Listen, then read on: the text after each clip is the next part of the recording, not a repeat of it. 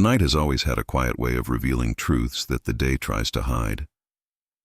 When the lights go out and the world finally falls silent, something inside us begins to wake up.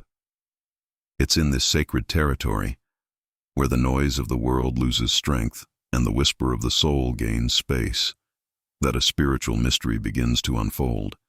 And maybe you've felt this without knowing how to explain it. A sudden lightness, a gentle warmth in your chest, a thought that arrives like a whisper, not from your mind, but from somewhere much deeper. Because when the world goes quiet, heaven speaks.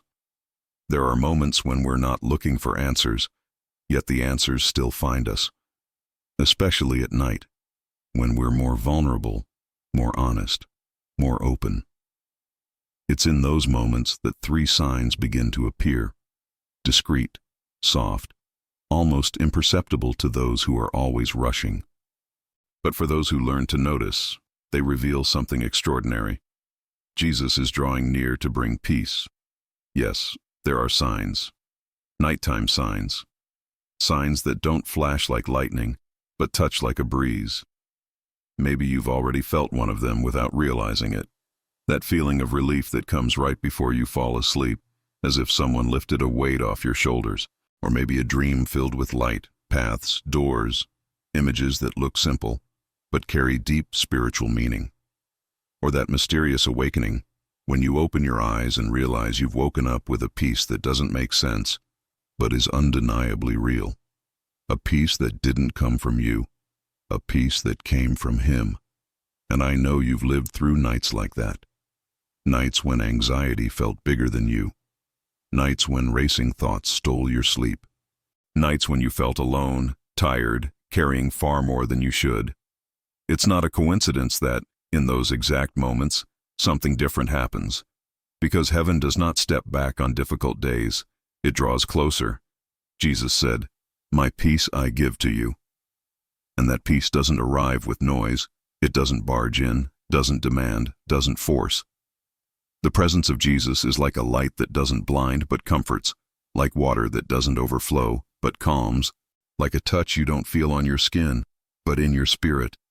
He comes near in gentleness, not in thunder, in subtlety, not in spectacle. That's why the signs appear at night, because it's the one time you unknowingly allow Him to touch you. So stay with me. Allow yourself to feel. Allow yourself to remember that you never truly fall asleep alone. And before we move into the first sign, let me offer you a gentle invitation. If this kind of message speaks to your soul, subscribe to the channel so you can keep receiving reflections like this one. Now, take a deep breath. Let the night speak. Let's begin. Night has always carried a deep symbolism, not just as the absence of light, but as the space where everything we avoid during the day finally finds the courage to emerge. When silence takes the place of voices and darkness covers the noise of life, something happens inside us. The mind slows down, and the soul finally finds room to speak. It's exactly in this moment that Jesus draws near. Not to frighten you, not to prove anything, but to restore what the rush of the day has worn down. Because when the mind rests, the soul speaks, and when the soul speaks, His presence is revealed. The night is a great doorway to introspection. Ancient philosophers used to say that it's in the dark that we discover our true inner light. The Stoics sought silence to align their spirit. Ancient mystics chose the early hours of the morning to connect with the divine. Even many great modern thinkers recognize that the best insights don't appear in the chaos of the day, but in the stillness of the night. It's no coincidence that so many biblical accounts of revelation, guidance, and peace happened while the world was sleeping. It's as if heaven waits for everything around you to quiet down so it can finally whisper. In Scripture, this appears again and again. Joseph received divine direction through dreams, not during work, not in the middle of tasks, but while he slept. Samuel heard God calling him at night, softly, repeatedly, until his heart could finally recognize that voice. Daniel received profound visions while the world rested. Spiritual tradition is clear. When the night comes, heaven draws closer. And why does that happen? Because at night you're less defensive, less tense, less shielded by the masks you put on during the day. During the day, we wear invisible armor. Worries, pressure, self-protection, inner noise. But at night, all of that starts to fall away. Not because you choose it, but because you're exhausted. And it's precisely in that vulnerability, which isn't weakness, but openness, that Jesus finds room to touch what you've been trying to control on your own. The spiritual logic is simple. Where there is less distraction, there is more revelation. And Jesus chooses subtlety. He prefers to touch the heart when it's stripped of effort. His presence doesn't impose. It offers itself. That's why the night becomes a privileged moment for divine intervention. Because you're not trying to fix, to analyze, or to fight. You're simply being. And that pure state, almost childlike, opens up space for a silent meeting between your spirit and His. The presence of Jesus at night is not a speech, it's a vibration. It's that calm that arrives for no apparent reason, that sudden clarity, that comfort you didn't ask for but still received. He speaks less through words and more through presence, a soft, luminous, almost imperceptible presence that still changes everything. Because unlike the world, Jesus doesn't need to raise His voice to be heard. He speaks in the silence. He moves in the stillness. He touches you while you sleep and heals what you didn't even know needed to be restored. There are nights when you lie down carrying the weight of an entire day, thoughts that refuse to shut off, worries that insist on taking up space, fears that whisper when the lights go out. But then, something different happens. No warning, no logical explanation, no obvious reason. Relief starts to rise inside you. It's as if, for a brief moment, the world became lighter, your shoulders relaxed, and your breathing found a new rhythm. This moment is so subtle that many people overlook it, but those who've learned to listen to the invisible know it's the first touch of the peace of Jesus that night. The feeling is physical and spiritual at the same time. The body, tired from the battles of the day, finally finds rest. Your chest, once tight, begins to open as if receiving fresh air. The mind, once loud, starts to clear, becoming almost transparent. It's as if someone opened a window inside you and let the light in, even while everything around you is still dark. This softness, this sudden calm, doesn't come from you. It doesn't show up because the problem is solved, or because your situation has changed. It comes because He has come near. And here is the deeply spiritual point. Jesus doesn't remove the problem first. He removes the anxiety. He doesn't change the external scene. He changes your inner world so you can walk through that scene. Human peace depends on favorable circumstances. The peace of Jesus depends only on His presence. He doesn't wait for everything to get better before touching your heart. He touches your heart so you can face everything that's ahead. That's why this relief arrives right before sleep. It's the moment when you're fragile enough to receive and quiet enough to notice. Your own biology cooperates with this. As you lie down, your brain gradually shifts into slower waves, a more receptive, sensitive, open state. Thought patterns slow down, vigilance decreases, emotional barriers begin to fall. And when all of this happens at the same time, your soul becomes the perfect field for spiritual touch. Science observes the phenomenon. Faith understands its source. It's in this meeting between human fragility and divine presence that the first sign emerges, unexpected relief. And Scripture confirms this with striking clarity. Jesus said, "Come to me, all you who are weary and burdened, and I will give you rest." Notice the word, rest. He didn't say, "I will remove every weight from your life," but "I will give you rest." It's an action that touches the inside before it touches the outside. His presence is rest. Not just physical rest, but a rest that reorganizes the soul, that gives you your breath back, that softens a spirit that has spent the whole day carrying more than it should. Maybe you recognize this in your own life. That night when you lay down convinced you wouldn't be able to sleep, but something calmed your heart for no reason. That time when you were afraid of the future, but suddenly a serene stillness took over, like an invisible hand resting on your chest. Or that difficult night when everything seemed uncertain, but a gentle peace, almost like an embrace, wrapped around you before you fell asleep. That's not coincidence. That's not just in your head. That's spiritual. Because when the soul is restless, Jesus draws near. He leans in, touches what hurts, and says, without words, I'm here. And even if you don't see him, you feel him. Even if you don't understand it, you receive it. That relief before sleep is the first sign that he is bringing peace into your life. Not a peace that explains everything, but a peace that holds you while everything still looks confusing. There is a phrase that captures this mystery with gentle precision. If the silence of the night suddenly calms you, it's not the silence, it's him. That is the moment when Jesus begins his nighttime work inside you. During the night, while the body rests and the mind surrenders to the unknown, the spirit walks through territories that logic cannot reach. And it is precisely in this space, between the visible and the invisible, that Jesus often chooses to speak. He doesn't speak through audible sentences, but through images loaded with deep meaning. That's why certain dreams feel different, clearer, more symbolic, more luminous. Dreams that aren't just dreams, but soft messages wrapped in peace. And among these dreams, three elements often appear when Jesus is bringing direction: light, paths, and doors. Light, whenever it shows up in dreams, holds a special power. It doesn't matter if it's a candle, a horizon, a bright room, or an unexpected beam. Light is never just light. It represents clarity, truth, direction. It's the presence of the divine dissolving inner chaos. Light in dreams doesn't try to impress. It reveals. It's as if Jesus were saying, I'm showing you where to step. On an ordinary night, you might dream about anything, but when light becomes the main character, your spirit is receiving guidance.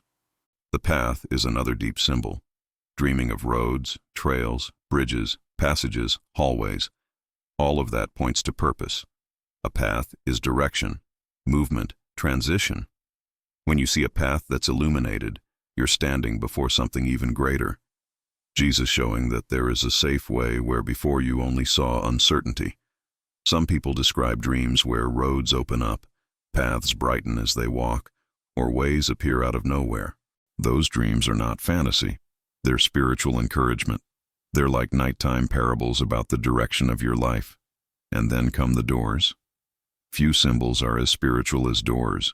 Doors speak of transition, passage, opportunity. Doors that open easily, doors that shine, doors that lead to bright places. These carry the signature of the peace of Jesus.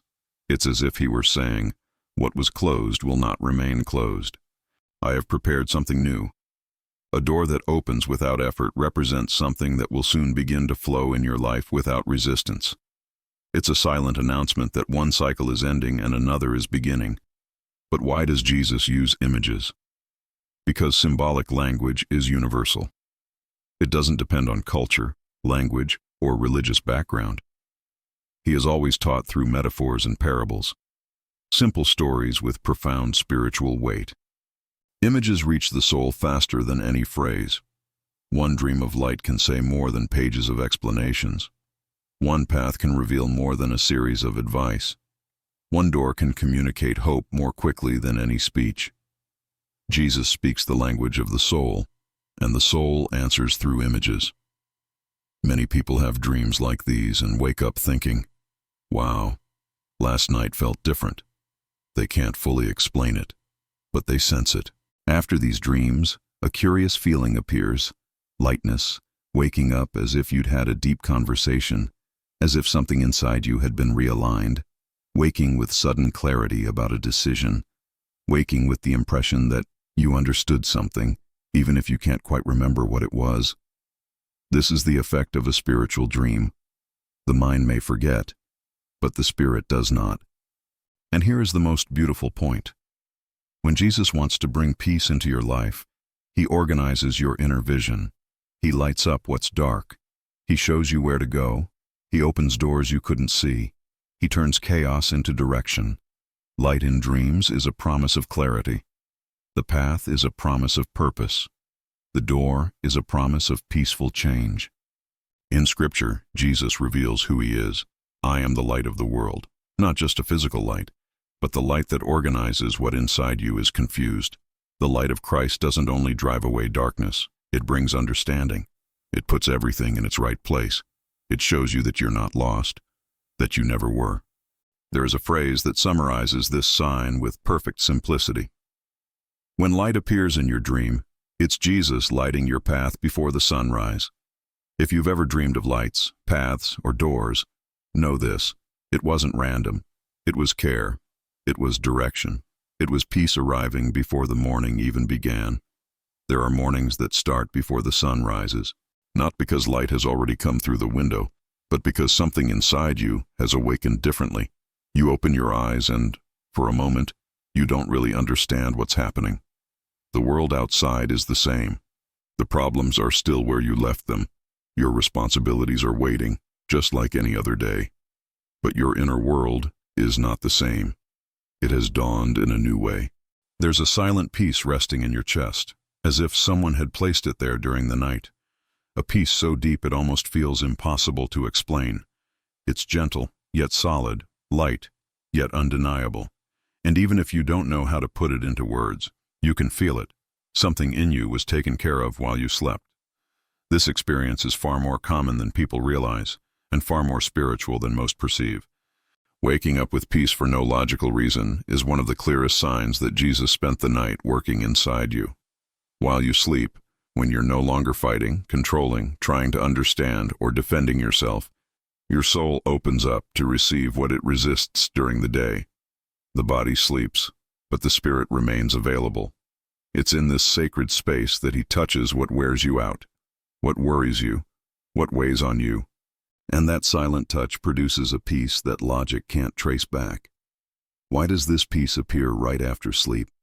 Because during the night, you loosen your grip on everything you've tried to hold together all day. Emotional masks, tension, repetitive thoughts, fears, self-protection. Night is the moment when the soul breathes. And when the soul breathes, Jesus restores. The body rests, but the spirit receives. It's as if, while you sleep, Jesus realigns pieces that were out of place, clears away emotional dust that had built up, and returns clarity to your heart. He moves when you stop trying to control everything. He works when you finally let go. Philosophically, this peace is a profound indicator that something has been reorganized in the invisible layers of your consciousness. True peace is not logical, it's existential. It doesn't depend on explanations, but on alignment. It's like a silent insight. You don't know exactly what changed, but you know something did. It's like an epiphany without words, an understanding without sentences, a knowing without a chain of reasoning. It's that feeling that something clicked, even if you can't define what. Scripture describes this experience with luminous precision, the peace that surpasses all understanding. It surpasses, goes beyond. It doesn't fit neatly into logic, doesn't rest on arguments, doesn't arise from conclusions. It simply is. It appears as the fruit of Christ's presence, as the result of an inner work he carries out when you're vulnerable enough to receive it. This peace doesn't come from the absence of problems, but from his presence. It doesn't deny reality. It strengthens you to face it. So how do you recognize this sign? It's simple and yet profound. You wake up with a deep inner assurance you can't explain, a feeling of being protected, as if someone had watched over your sleep. You realize the problem is still there, but the panic isn't. The challenges remain, but the anguish doesn't carry the same weight. It's as if the storm is still outside, but something inside you found a safe shelter during the night. Waking up like this is not random. It's not just rest, it's presence. This sign is one of the most beautiful because it reveals something intimate. Jesus cared for you while you were defenseless. He calmed your spirit when you didn't have the strength to do it yourself. He restored your peace when you were completely surrendered to rest. It's a quiet act of love, almost invisible, yet deeply transforming. There is a phrase that captures the greatness of this moment with complete clarity. When you wake up with peace for no reason, it's because Jesus spent the night taking care of you.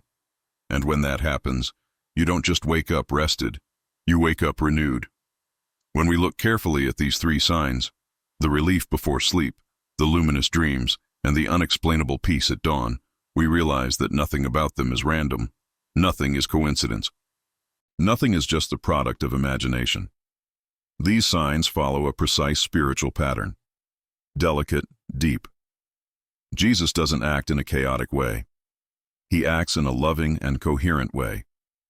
And together, these three movements reveal a divine process unfolding inside you, often without your conscious awareness. The relief that comes before sleep is not just ordinary relaxation. It's the beginning of intervention. It's Jesus lifting emotional weight that would keep you from truly resting. It's as if he were saying, "First, let me calm your heart." That moment prepares the ground.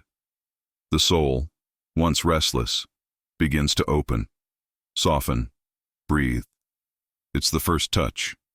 Then come the dreams, and they don't show up just as random stories, but as symbols, light, paths, doors.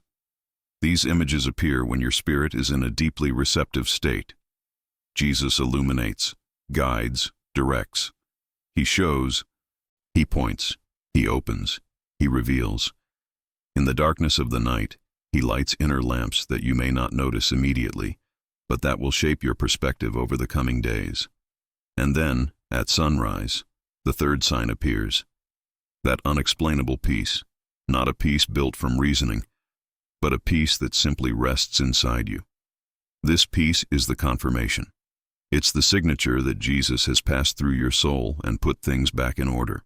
First he calms, then he illuminates, then he stabilizes. Relief, direction, peace. That's the spiritual path. That's the divine process. Philosophically, it's beautiful to see how this movement mirrors the human journey itself. Peace never arrives fully formed. It's built in layers. It's born in stillness, grows through revelation, and settles in the inner morning that appears after the deepest night. Jesus doesn't hand peace to you like an object. He forms peace within you. He shapes it silently. He plants it at night so it can blossom when the day comes. And when you recognize this process, something shifts. You begin to realize you've never gone to sleep alone. And more than that, you've never woken up without receiving something from heaven. Now that you know these three signs, maybe something inside you is stirring. Maybe you're remembering specific nights, unique moments, sensations that once seemed small, but that now you realize carried spiritual meaning. That's the beauty of walking with Jesus. He rarely moves in obvious ways. He moves in intimate ways. He doesn't shout. He whispers. He doesn't invade.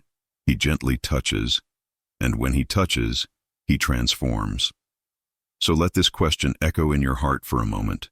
Which of these signs have you already experienced? The mysterious relief before sleep? The dreams filled with light and direction? Or that gentle peace that woke you in the morning? Maybe you've lived just one of them, maybe two, maybe all three. And if you have, then deep down you know you are not alone. Sharing that doesn't just confirm your experience, it helps others recognize the care of Jesus in their own nights. So if you feel it in your heart, share it in the comments. Your story may be the light someone else needs. Before we finish, let me remind you of something both deep and tender. Jesus doesn't speak only through words. He speaks through peace. He speaks through sensations, intuitions, little silent miracles that happen when no one is watching. He works while you rest. He realigns while you sleep. He restores while you dream. And when the new day comes, he leaves inside you a trail of stillness, a quiet certainty, a peace that cannot be shaken. Night was never just the end of the day. It has always been the beginning of God's work inside the human soul. While you sleep, he works. While you surrender to the silence, he moves. And while you close your eyes, he opens paths. If this message spoke to you, if it brought comfort, clarity, or even just a gentle touch of peace, I invite you to keep walking this journey with me. Like this video, share it with someone who needs a bit of light right now, and subscribe to the channel to receive more reflections like this, deep, spiritual, and full of meaning. May your night be light, may your dreams be luminous, and may your morning always arrive with the peace that only Jesus can give.